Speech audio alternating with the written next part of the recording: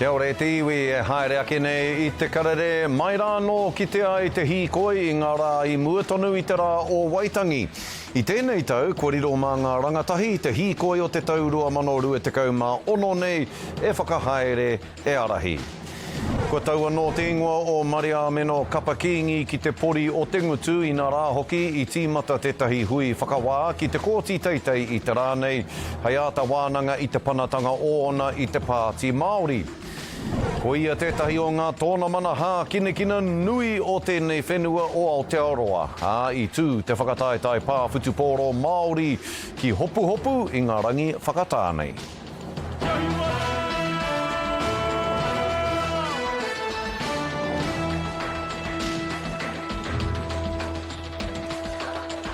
Nō reira kei ngā uri o tawhiti nui o tawhiti roa tēnā koutou katoa.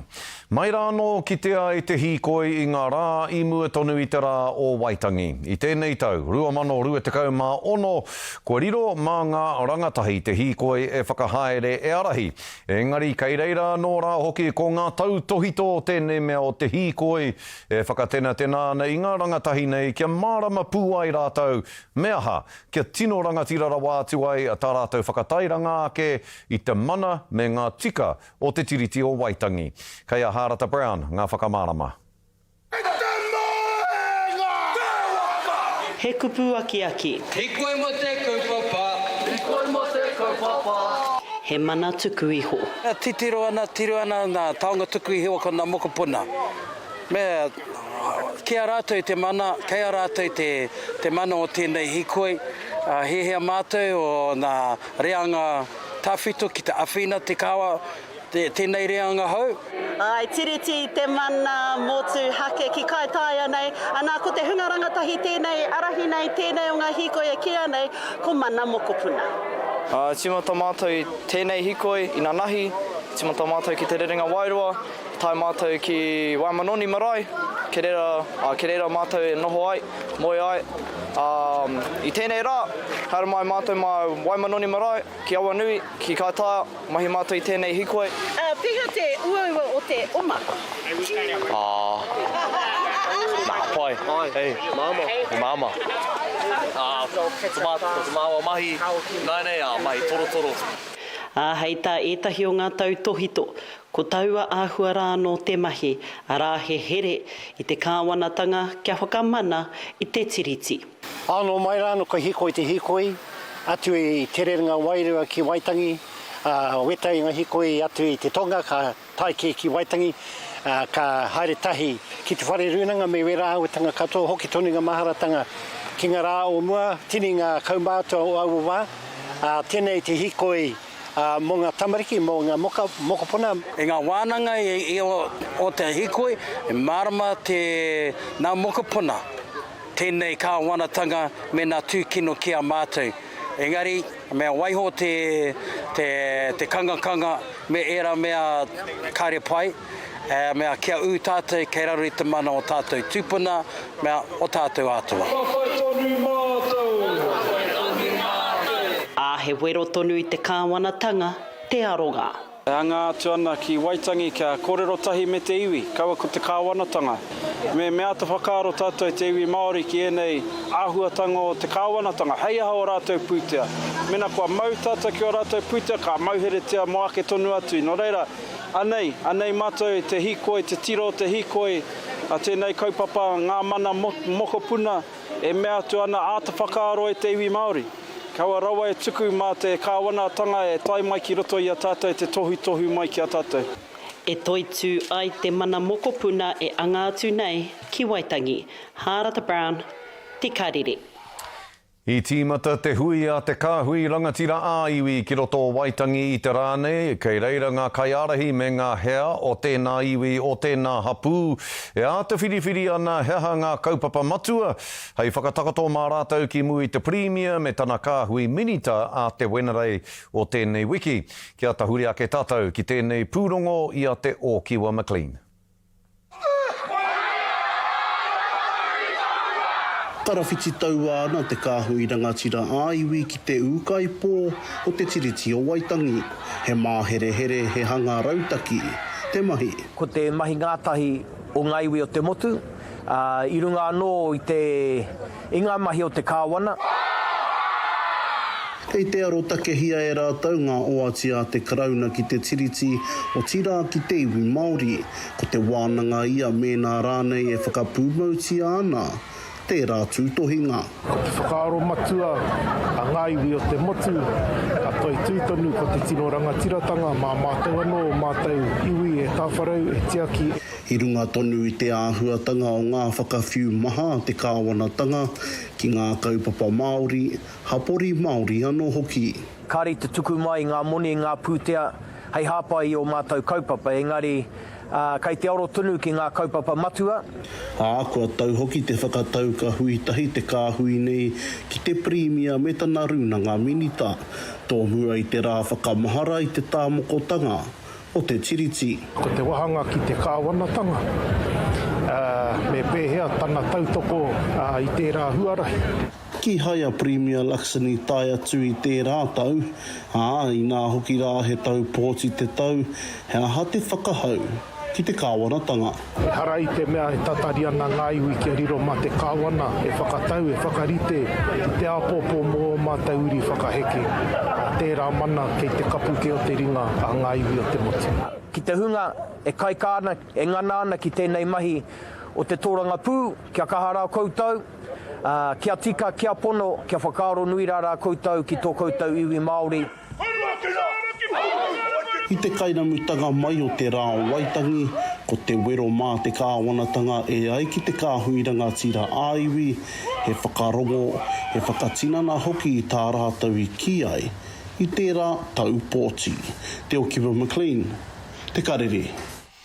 Kua tau anō te ingoa o Maria Meno Kapa Kingi ki te pori o te ngutu, ina rā hoki i tīmata tētahi hui whakawā ki te kōti teitei i te rānei, hei āta wānanga i te panatanga ōna i te Pāti Māori. I panaia te mānga i tōranga pū o te tai tokerau, o tira Rangatahi ko tāku te Ferris, i te Pāti, whai muri hoi te whakapai i tino takahi rāua, i etahi o ngā tāhu ture a te Pāti. Engari i te mutunga o te tau kua mahue ake nei, ka whakatau te kōti teitei, e pai ana kia hoki a Kapa Kingi hei mema o te Pāti mō tēnei wā noa nei. Hīkoi, kāre a kai whakawā Paul Redditch i whakai ki te tono a Kapa Kingi kia toki iho ia John Tamihere hei prehitini o te Pāti. Ko te hiahia rā hoki o kai whakawā Redditch i taua wārā kia tū he hui anō, kia hohonu ake ai te ruku ki tēnei take nei. I tīmata taua hui i te tekau karaka i te ata tonu nei.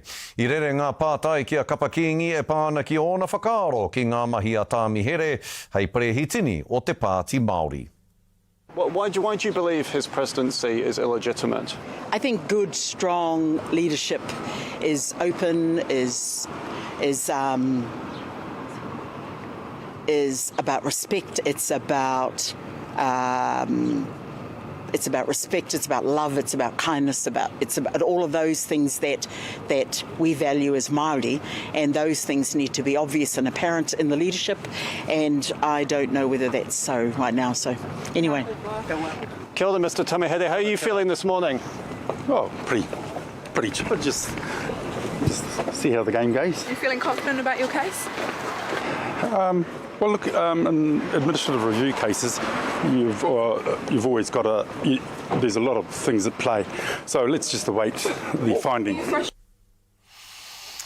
E rua ngā Hīkoi i whakahaere hia i ngā rangi whakatāne i ngā huarahi o tāmaki makaurau. Engari e kawe ana ngā Hīkoi e rua nei ngā whakaaro rereke e pāna ki te āhua o te noho ki Aotearoa.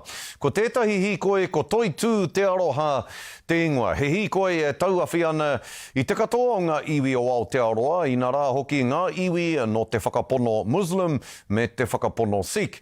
Ko tērā atu Hīkoi e tete atu ana ki te haerenga peta mai o ngā iwi no tā wāhi ki konei no hoai. Pērā i era e haere peta mai ana i te whenua o Inia. Anei te pūrongo a Mārena Mane. Nā te kaupapa o Toitū te aroha i whakarau i ka mai te rau tāngata ki te pokapū o Tāmaki i te mutunga wiki kua hori.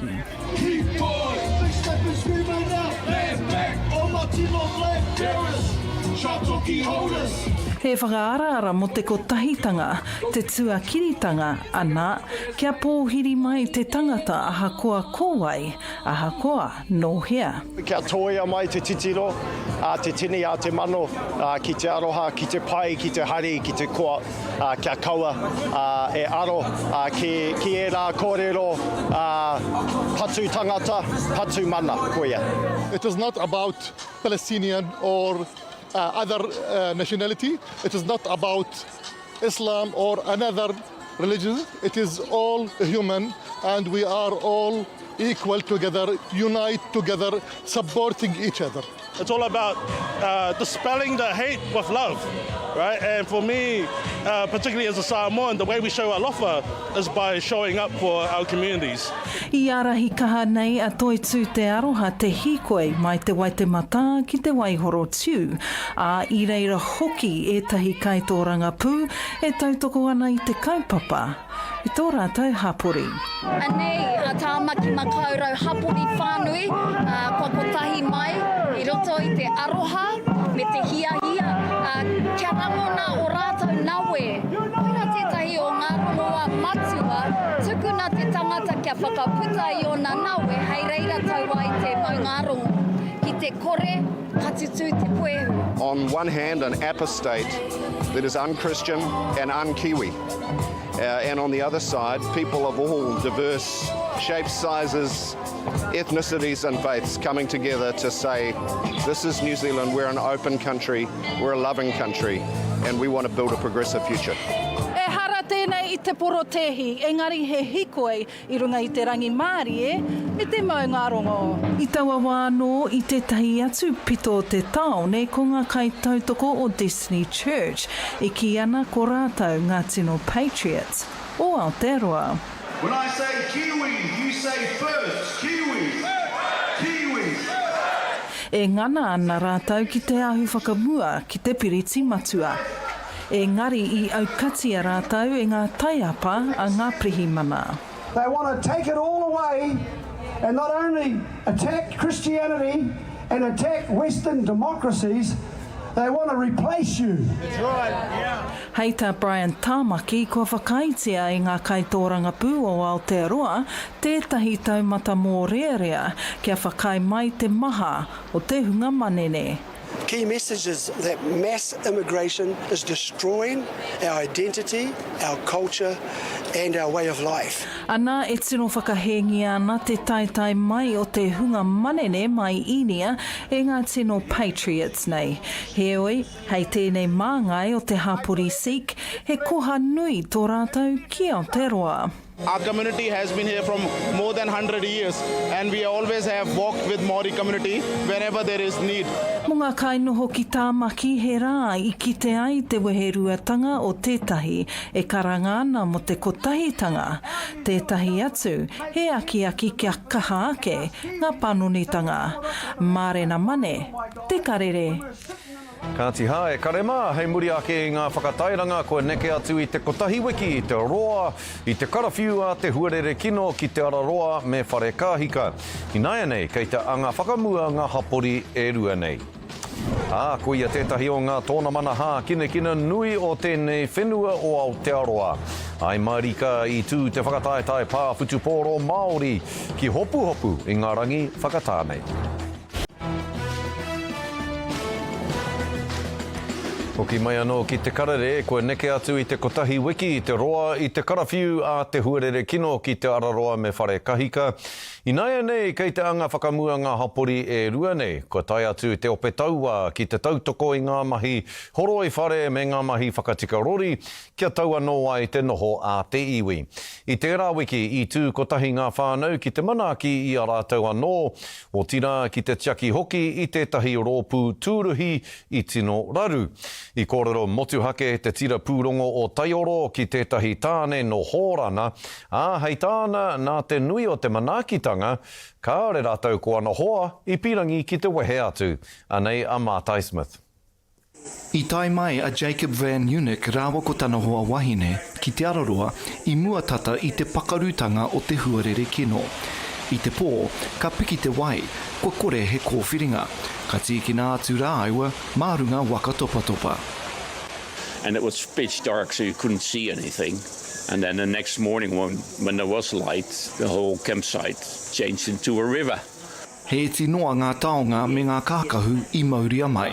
I tā rāua taenga atu ki hune rupe marae, ka whakatūwheratia ngā tatau, ka tau te wairua. I thought you already left, Uncle. Ka noho rāua ki reira mo te neke atu I te kotahi wiki. Treated like kings, it's really amazing, really. It's my first experience, or our first experience with a marae. I know Maori people, but never like this. And it's really amazing how they treat us. Koe nei te whea ko marae tuatahi mō Jacob. Hei tāna, nā te aroha te manaki me te katakata o te iwi, I māmāke ai te mamai o taua raru. When we're part of the family, gained so many aunties here that, yeah, even got my Maori name. Yeah. Waituing or Māori? Maori, it's hakupa. Hakupa. Hakupa, yes. Yeah, and I'm proud of it. I tana moe ki roa wharenui, ka arongoa Jacob I te maru o ngā tīpuna. Kua kaha ke tōna hiahia, ke whakawhanui hia tana mōhio ki ngā kōrero mo te rohe nei. Actually, I slept next to an ancestor mother statue, which is inside. And I slept right next to her, so she was guarding me every night. I nāia nei, kua rite aia ki te hoki atu ki tōna whānau. Okay guys, we're off. Nā te pūtea tautoko a Trust Tai Rāwhiti, I tae ai te utu I te nama nui mo te wakarererangi, kia pai ai te hoki atu a hākopa mā ki te kāinga. He mea iti hei tautoko I ngā whānau o te araro, me Ngāti Porou, me ngā manuhiri tūruhi me ki, hei āwhina I te rā momo. No, like I said, I will never forget them. Never. Sorry, I'm getting a little bit emotional. Yeah, it's really very good experience. Karere atu rāua I nāia nei, engari ka mautonu te aroha o te araroa ki roto I o rāua ngākau. Matapae Smith, tai oro. Nā, kua toa whakaihu waka no te kapa mamaku ke roto I te whakataetai takiwhitu ki Hingapoa, ara I tūraki rātou I ahi treiria, kia whai ai rātou I tā rātou taitara tuatoru kara PPT. I whai a Georgia Miller I ngā piro e rua, wai hoki a Jasmine Felix Hotham, kia puta rawa atu ai te ihu o Aotearoa ki mua. Ko tahi anake te piro I whai ai e ahi treiria, ko ngā mamaku hoki e rānaki ana I te keronga o rātou I ahi treiria I te whiringa toa I te whakataetai I Cape Town. Huri atu ki te kapa tāne no Aotearoa I whai rātou I te tūranga tuatoru, ara I hinga I a rātou a Āwhrika ki te tonga tekau mā whā, ki te tekau mā rua kia tuatoru ai rātou. Ko ia tētahi o ngā tōna mana hā kinekina nui o tēnei whenua o Aotearoa. I tū te whakataetai pā whutupōro Māori ki hopu I ngā rangi whakatānei. I reira te tokomaha o ngā rangatahi Māori e whakakanohi ana I o rātou iwi tai atu rā hoki ki te ahurea me te reo Māori. Koi te tākoro, koi te reo, koi te rangatahi. Ko tētai painga o tērā, ki hau nei, I te kāinga he hanga māma ngā tima o te kāinga, no reira he whakataitai nui ngā tima o te motu kia mātou. He whakataitai pai, e tai wā ka rihi, e tai wā katoa, e rangi he kemu noi ho kia mātou, he kemu pai ki te tākoro kia mātou. Aroha nui ana mātou ko Ngāti Hine.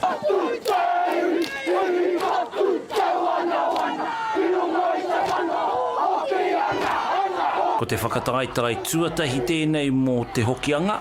Ki pai ngā painga I roto I tēnei whakataitai mō tātou e noho maina I te kāinga.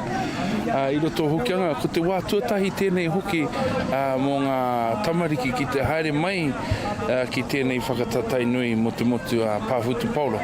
Ko te kite I rātou momo rautaki, I ngā rautaki rereke a ngā rohe, anō hoki ko ngā kōrero ori te Kampani. Pai atu ki ngā tamariki ki te whakaako I ngā kupu, ngā waiata, ngā haka, me e rā mea ka tino puawai mai rātou I roto I e nā mahi. Kaua ko te pāwhutupōro te whāinga, hoi ko te ahurea Māori.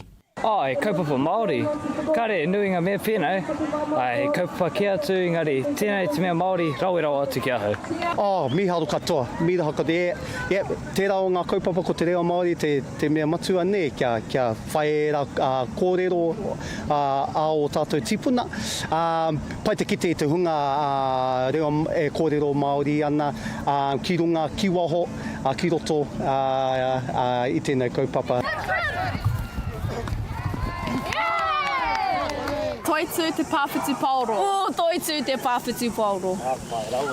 Ka tie tiwi, heia kō akene ka tahuri atu ki ngā Matapae Huarere o te wā, nō reira tēnā kia mau tonu mai kia te karere.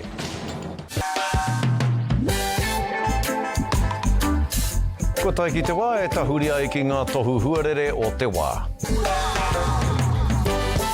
Hey Māori people, get up and fight for your rights. Don't let the system oppress you.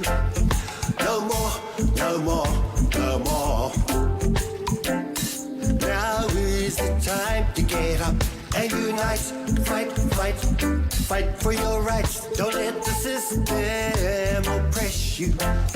No more, no more, no more. No more, no more, no more. Hey, oh my people. Hey, tu rangatira, kia kore te kawana e takahi. I tō mana Māori watu hake. I tō mana Māori watu hake. Kia mau, kia umo ake tōru atu. Kia mau, kia umo ake tōru atu. Oe nō rei tiwi, koe nā tā te karere mō tēnei rā e mihi ana tūrou. Parea tūrou, Hawaii.